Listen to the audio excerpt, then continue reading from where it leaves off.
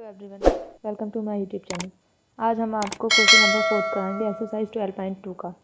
Question number 4 कह रहा है 10 सेंटीमीटर त्रिज्या वाले एक वृत्त की कोई जीवा केंद्र पर एक समकोण आंतरित करती है। तो वो कह रहा है निम्नलिखित क्षेत्रफल ज्ञात कीजिए, संगत लघु वृत्तखंड ज्ञात कीजिए और संगत दीर्घ त्रिज्या खंड ज्ञात कीजिए। तो देखो, सबसे पहले हम एक वो बना लेते हैं वृत्त। ठीक है, ये वृत्त है, ये इसका केंद्र O है। यहाँ से एक हमने यहाँ पे सबसे पहले देखो सही है, लघु त्रिज्याखंड ज्ञात करना पड़ेगा हमें। लघु त्रिज्याखंड बनाना पड़ेगा क्योंकि लघु वृत्तखंड निकालने के लिए हमें क्या करना पड़ेगा, एक त्रिज्याखंड में से माइनस करना पड़ेगा हमें। किसको? क्या बन गया ये? त्रिभुज को। क्योंकि हमें लघु वृत्तखंड का मतलब ये है, हमें ये वाला हिस्सा निकालना है। तो ये वाला हिस्सा कब निकलेगा? जब हम पूरे त्रिज्याखंड में से इस त्रिभुज को माइनस कर देंगे। ठीक है, तो देखो इतना आ गया समझ में। और दूसरा देखो, वो कह रहा है समकोण बना रहा है। समकोण का मतलब होता है 90 का। ये 90 डिग्री का कोण बना रहा है और ये 10 सेंटीमीटर दे रखी है। तो हम यहाँ पर लिख देंगे, सॉल्यूशन करेंगे। हम यहाँ पर लिखेंगे त्रिज्या दे रखी है 10 सेंटीमीटर, थीटा हो गया हमारा 90। हमें निकालना क्या है? संगत लघु वृत्तखंड। तो देखो जो निकालना है हम यहाँ पे लिख देंगे, संगत लघु वृत्तखंड। ठीक है, का क्षेत्रफल निकालना है हमें। वृत्तखंड का क्षेत्रफल क्या हो जाएगा? क्षेत्रफल हो जाएगा हमारा लघु त्रिज्याखंड का क्षेत्रफल। ठीक है, लघु त्रिज्याखंड का क्षेत्रफल माइनस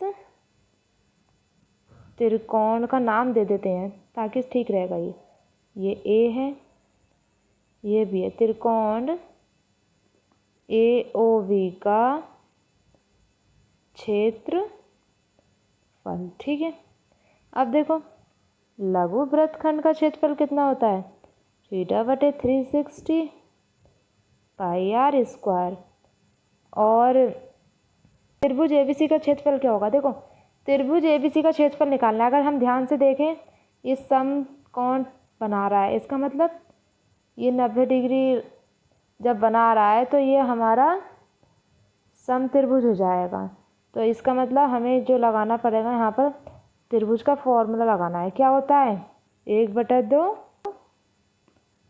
लंबाई गुणा आधार। यही तो होता है, 1/2 लंबाई गुणा आधार। अब हम इसको यहाँ पर लगा देंगे। देखो थीटा कितना है? 90, 360, 22/7, 10 गुणा 10 माइनस 1/2। लंबाई कितनी है? लंबाई भी 10 है और आधार भी हमारा 10 होगा। ऐसे देखो, ये भी 10 होगी और वो भी। आधार हमारा ये हो गया, लंबाई ये हो गई। ठीक है, अब यहाँ पर देखो इस 0 से ये वाला 0 कट गया और इस 9 से 36 4 बार कट गया। ठीक है, तो 1/4 गुणा 22/7 गुणा 10 गुणा 10 माइनस 1/2 गुणा 10 गुणा 10। इस 2 से ये 10 5 बार कट गया। ऐसे ही ये दोनों 10 इस 4 से कट गए, ये 5 बार और ये 5 बार। कैसे? 2 बार करके। एक बार 2 से कटा ये 5 बार, फिर इस 2 से ये 5 बार कट गया। ठीक है, इतना आ गया ना समझ में। अब देखो क्या बचा, ऊपर नहीं 7 भी बचा। 22/7 गुणा 5 पंजे 25 माइनस 50, ये बचा। ठीक है, अब देखो, अब हमें इसे सॉल्व करना है। सबसे पहले क्या करेंगे हम क्या करेंगे? गुणा कर देंगे। और क्या करेंगे? 25 की 22 से गुणा कर देंगे। लेकिन ये देखो हमसे कह रहा है यहाँ पर जो लगाना था 3.14 लगाना था। तो देखो 22/7 को हटा दो, यहाँ पे 3.14 लिख लो, कोई बात नहीं।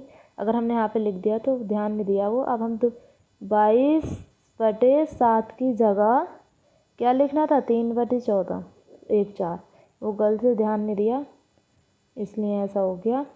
जब 3/14 की 25 से गुणा करेंगे कितना आंसर आ जाएगा।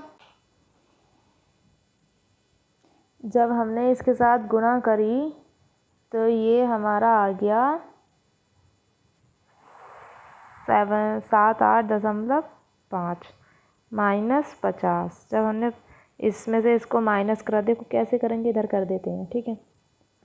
78.5, 50 इधर लिखेंगे, अपने पास से दशमलव लगाया, 0 बढ़ा दिया, 5 में से 0 गया 5 बचा, 8 में से 0 गया 8, 7 में से 5 गया 2, 28/5 आ गया। 28/5 सेंटीमीटर, देखो ज़्यादा नहीं है नीचे लिख दे रही हूँ मैं, सेंटीमीटर स्क्वायर आ गया। लिख दे रहे हैं फिर से हम, यहाँ लिख देंगे हम संगत लघु वृत्तखंड का क्षेत्रफल कितना आया था 28/5 सेंटीमीटर स्क्वायर, ये आ गया, ठीक है। अब देखो हमें इसका सेकंड पार्ट क्या कह रहा था, सेकंड पार्ट कह रहा था संगत दीर्घ त्रिज्याखंड भी निकालो। तो देखो कैसे निकालेंगे हम इसको, हमें जो निकालना है अब संगत दीर्घ त्रिज्याखंड का क्षेत्रफल निकालना है, ठीक है। अब देखो इसका क्षेत्रफल कैसे निकालेंगे हम, तो देखो सबसे पहले हमें त्रिज्याखंड दीर्घ त्रिज्याखंड की हमें कोण भी पता होनी चाहिए। इसका मतलब ये है, देखो मैं एक सर्किल बना के बता देती हूँ, यहाँ पे वृत्त बना के, ये वृत्त है, ये इसका केंद्र है, ठीक है।